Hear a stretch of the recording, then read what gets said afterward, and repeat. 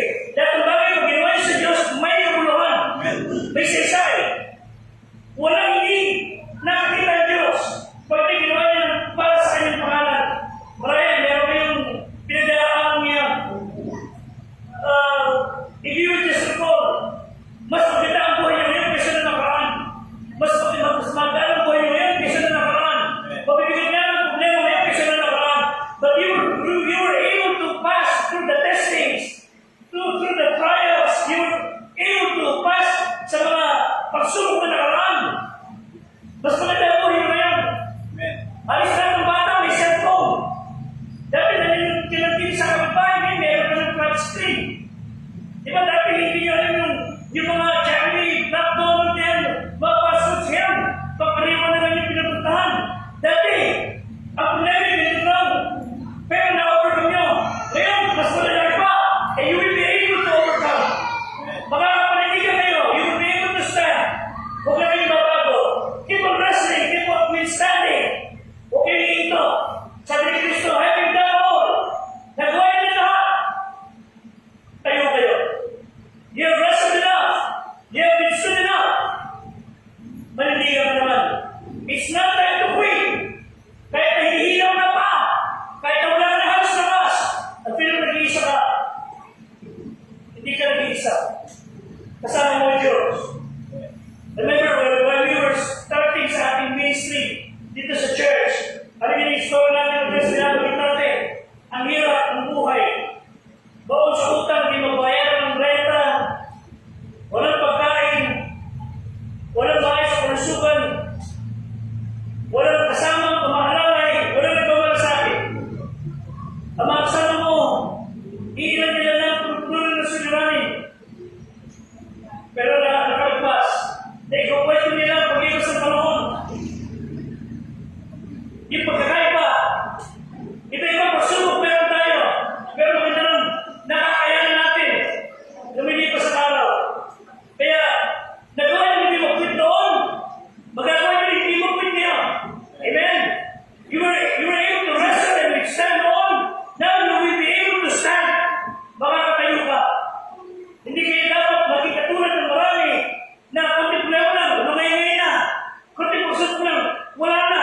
Wala na pang binibigas, hindi makita sa simbahan. May problema na sila konti, hindi mo na makita sa simbahan. Nagkaroon na ng siniranin, sila may gawa. Wala na pang titiwala sa Diyos. Hindi ganyan ang klase na Kristiyanong gusto i-produce ng Panginoon sa may nating iglesia. What we want to produce are Christians who are willing to wrestle and withstand and be able to stand. Amen? Hindi ang konti pagsubok bibigay. Konti siniranin, lalayas. I remember in 1990s, pinalayas kami rito ng pambayad. Then, bigay niya sa pambayad. After we agonize and we wrestle and we withstand, wala sa bayan ng rights, dumating mga subilang, pinalayas kami kasi sinukat-sukat dito. Panabago pagsubok, wrestling, withstanding, and the rest was history. Ito na po, pag-aami na ng church. At sasabi ko natin, bago paligayan niyo sa lahat ng bagay, bago paligayan niyo sa mga pati tayo, nakita na niyo sa mangyayari sa inyong buhay. Alam niya ang mangyayari sa inyo kung kayo tatalikod. At siya ay namatay ko rin sa Kalbaryo. Alam niya na sa kanyang pagrusa, alam niya maraming babalik na sa kanyang pagmamahal. Babalik na kanyang biyaya. Many people will turn their back on Him and they will change. Pero tama ko siya ng tunay. Pero kayo tangian, as you have remember, ano yung the best thing about our God? God will never change. Dapat hindi ka babago. Hindi ka babago ng tiwala sa Diyos. Now let me share with you three things. How are we able to stand God's way? One, don't change your standard. Dito po sa 6:14. First, Ephesians 6, verse 15. Huwag niyo babaguhin ang inyong paninindigan. Ang standard, nasa mga kapatid. Magsitibay niya kayo. Ay may bigis na pagkawanan. May sakbat na baluti ng katwiran. Don't change your standard. Bilang fundamental independent Baptist Church, tayo po ay napapalibutan ng mga doktrinang hindi galing sa Biblia. May mga aaya sa inyo sa ibang reliyon, huwag kayo sasama. Hindi kayo nagmamaroon, kundi kung meron dapat nasasama sila sa atin. Hindi tayo sa kanila. Bakit? Ang kanilang katwiran, ang kanilang bumuhay ay lihis sa banal sulatan. Ang ating pananampalataya at panindigan ay Biblia. Wala pong babae na pinapayagan ng bago na mangangaral sa pulpito. Walang babae dapat nangangaral. Pwede magturo sa mga bata, mga Sunday school classes. But preaching is not for women. Ano sabi ng 1 Corinthians, I think 14:34. Hindi ko sabi ng Bible. I have nothing against the mga babae. But if they want to teach, but teach, never preach. Basta mga kapatid. Louder.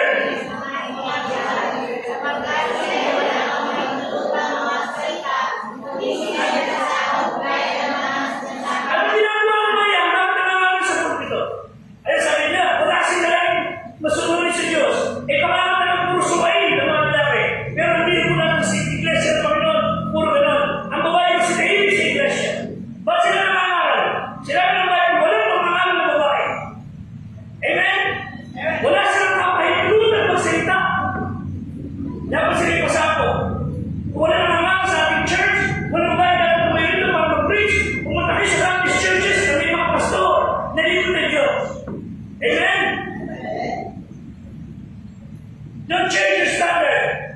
Ang nangangalan dapat sa pulpito, pastor, lingkod ng Diyos, lalaki, tinawag ng Panginoon. Don't change your standard. Bisyo, wala dapat. Sugal, wala dapat. Pagpapasa hindi Kristyano, wala dapat. Dapat tayo nasa Panginoon malaki. 2 Corinthians 6:14. 2 Corinthians 6:14. Okay, pakibasa na ako ulit. Begin.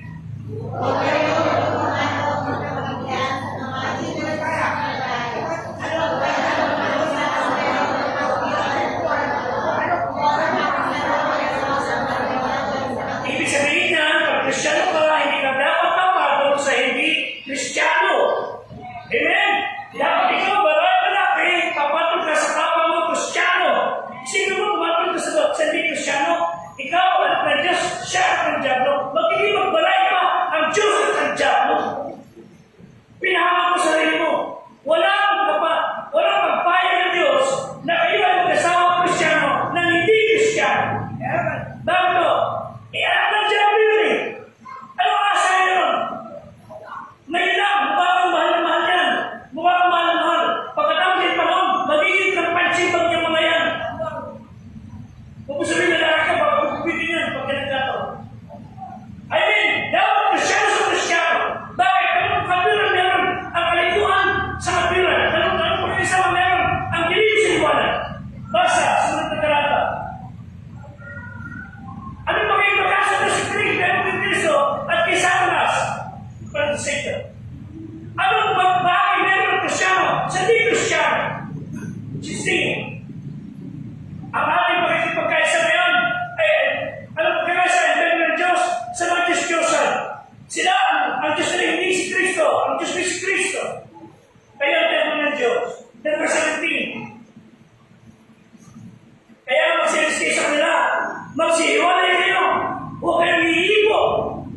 Ibig sabihin, don't you ever get in a distance sa kanila. Wow! Tatakipin kayo ng Diyos. Lumayo kayo sa kanila. How to stand? Para makapaligid kami sa mga pagsubok. Don't change your standard. Huwag niyo babaguhin ang paninindigan ng Diyos. Sabi ni isa, Pastor, hindi ako ba-absent sa church. Pero paano pag may trabaho ko? Hindi ang problema. Mas napapasulit pa tayo ng amo natin kaysa sa Diyos. Eh, ang Diyos mo ang bumubuhay sa iyo. Ang Diyos mo ang bibigay sa Diyos. Bakit mas inuuna pa natin sundin ang amo na tagasandutan kaysa sa Panginoong Diyos natin? Matthew chapter 10, verse 32. Matthew chapter 10, verse 32. Hanggang 23. Kaya ang mga kumigilala sa akin sa mga tao ay kikilala rin naman sa harap ng aking masalami. 33. Dapat sinasabi mo kaila sa ng tao, ikakaila ko siya sa harap ng kagama. Ibig sabihin na kung di ka makapanindigan para sa Diyos, malabong ipanindigan ng Kristo sa harap ng Ama. Pag pinapakita na sa atin ang Panginoon dito, sa lahat ng pressure, make sure you have the guts. Never change your standards. Sa pangalawa, don't change. There's so many effort. So, the way you live, don't change your standard. Kung sinabi ng Bible na tayo, amen? Sunday, church ka. Okay? Lima lang ito. Una-una ba? Anong medisyon? Pero, the question rin, wala dapat na dahilan na wala ka sa church. Kundi, may emergency o taga-naibig ka sa mga pangyari at pagkakala ng Diyos ang gagawin. Na mga medisyon. Pero pag kayo inaya ka ng kusinong tao, mas pinahagaya na sila kaysa sa Panginoon, you're changing your standard. The way you live, never change your standard. Pangalawa, what you do, huwag niyo mabukin yung soul winning. Pag-aapay ng kaluluwa. Pero sa verse 15, Ephesians 6:15. Ephesians 6:15. Basa mga kapatid, ang inyong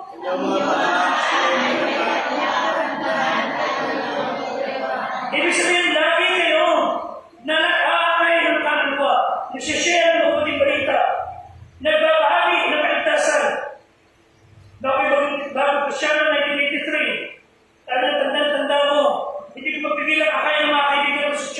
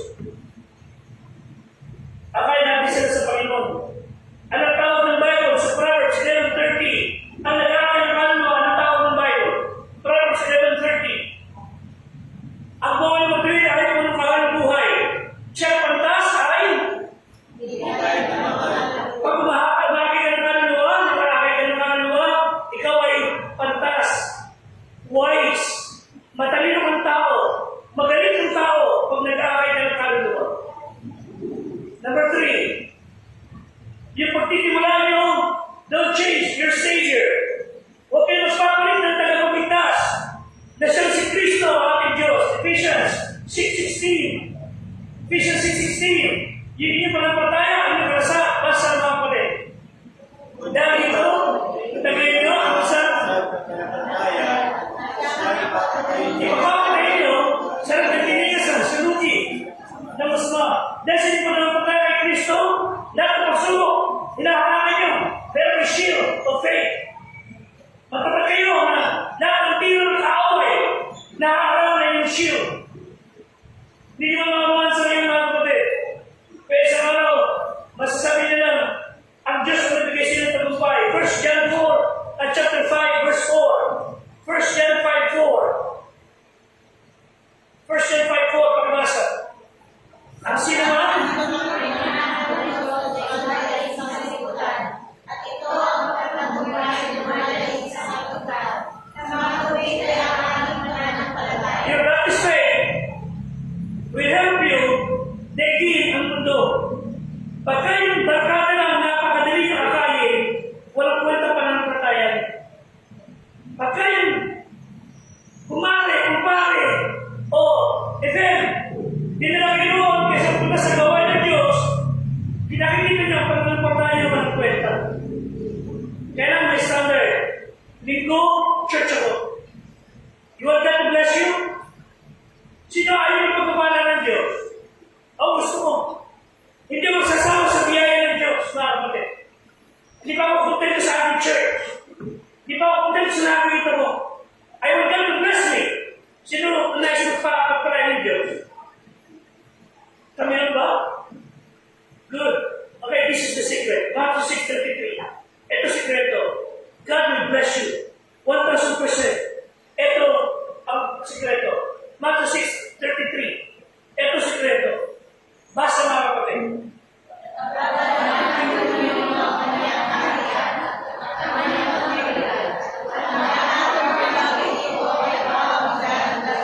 Yung God bless you, ito sikreto. Unahin mo na siya. Unahin niyo Diyos. Unahin niyo Diyos. Ang kanyang katwiran, kanyang salita. Ang sabi, at ang ilang piraso ng mga bagay. Hindi, mali yun. At yung konti-konti lang, hindi. Ang sabi, unahin niyo ang kaharian ng Diyos, ng kanyang katwiran, ng kanyang kaharian. Ang sabi, at ang lahat, and all these things, sabi ang darating. Garanti sabi yan, unahin mo Diyos. How can God bless you? Kung hindi natin mo sa promise sa huli. If you will put God in the last, God will bless you last. If you will put Him first, God will bless you first. Ganun ang simple. Pag inuno mo Diyos, unahin ka ng Diyos. Pag kinalimutan mo Diyos, kalimutan ka ng Diyos. Again, ang mga sabi ng Diyos, anong gusto mong gawin ko sa iyo? Anong gusto mong ibigay ko sa iyo? Sabi niya, unahin mo muna ako. Unahin mo muna ako. And I will bless you. Huwag niyo kalimutan.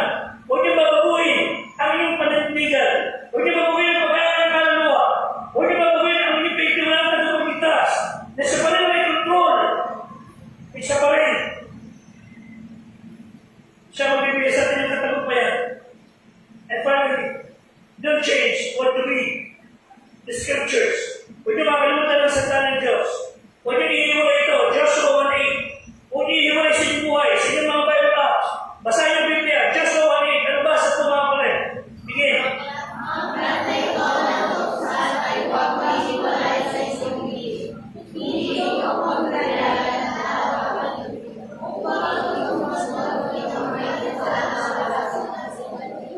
Okay? Sapagkat magabi yun, magiging ng lakad, magkabi ang natamukan ng mating kawasan. The Bible should not be away sa iyong buhay. Ang Bible dapat palaging kasama niya. Kasama niya, araw-araw binabasa. At sa ng Bible, magtatamu ka, daw sa good success.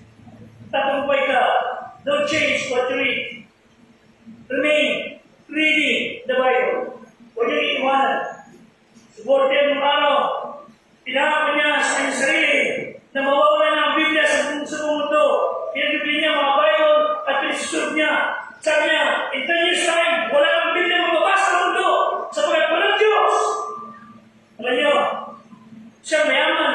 Paglipas ng panahon, akala niya, magtatagumpay siya. Naago, yung mga inabra sa Biblia, nalagmin niya. Ang bahay ngayon ay binili ng Kristiyano, ginawang Bible Publishing House. Amen?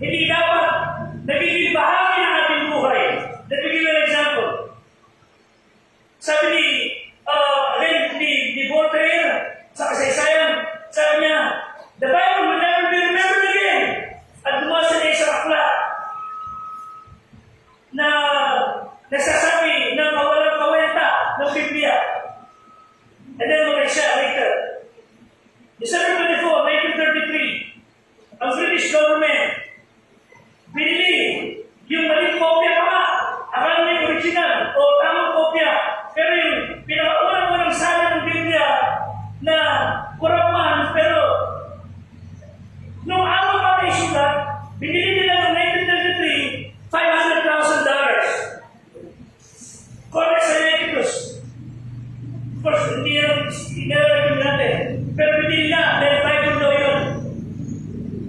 Yung libro na ginawa ni Voltaire, alam yung magkano na? 11 cents. Di wala pang $20. May mga tao sinisikap na magbalaki sa Diyos. Hindi sila nagtagumpay. Ang mga prinsipyo ng Bible, pag pinamuri natin, sunod natin, hindi kayo maliligaw. Mga good literary works ni Milton, ni Wordsworth, ni Shakespeare, inspired sa Bible, mga kapatid. Basahin natin yung talata, 119, verse 116. Psalm 119, verse 116. Hindi po sa tanong Diyos ang tirang, ang mga balabasita, ang pasugo, bantayan. Hindi na sa tanong Diyos. Ang sa tanong Diyos ay ang Biblia. 119, verse 160. Ito sabi ng Bible, 160. 160, meron? Okay, ano ba siya?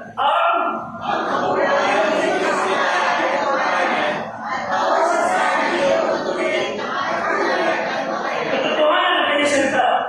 Verse 162. Verse 162. Ang salita niya ay nasa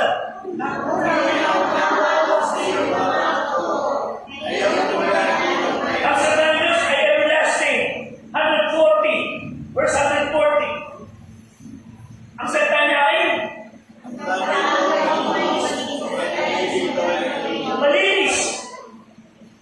So, pag natin na yung salita, ibang buhay, sundin, at hindi ka mapapato.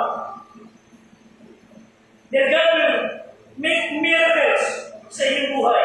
Let me say this as I close. I have 2 videos for you. Miracles will happen to people who believe in themselves. Pagtiwala ng Diyos, pagtiwala ninyo sa sarili niyong kakayahan. Huwag niyo sabihin na kaya niyo, kaya, wala mong gagawa, wala mong nangyari sa iyo. Pagtiwala niyo, ginawa niyo sa inyong kakayahan. Miracles will happen to those who believe in themselves. Miracles will happen to people who are chasing their dreams. Anong meron kayo? Miracles will happen to those who refuse to give up. Hindi ako mag-quit. Hindi ako mag-give up. And miracles will happen to people who will keep going. Alam niyo, miracles may not immediately happen, but it will definitely happen. Isa pang bagay. Madalas tayo pagka nag-trip tayo sa nature, ano yung pinakamagandang view na pinakamaganda sa inyo? Yung nasa mataas kayo, nakita niyo lahat. Diba? That's the nicest, beautiful, pinakamagandang view. Pero pag pinakita yung view, umakit din mo na ng mataas. Umakit din mo na may hakbangin. Marami din ang sukat.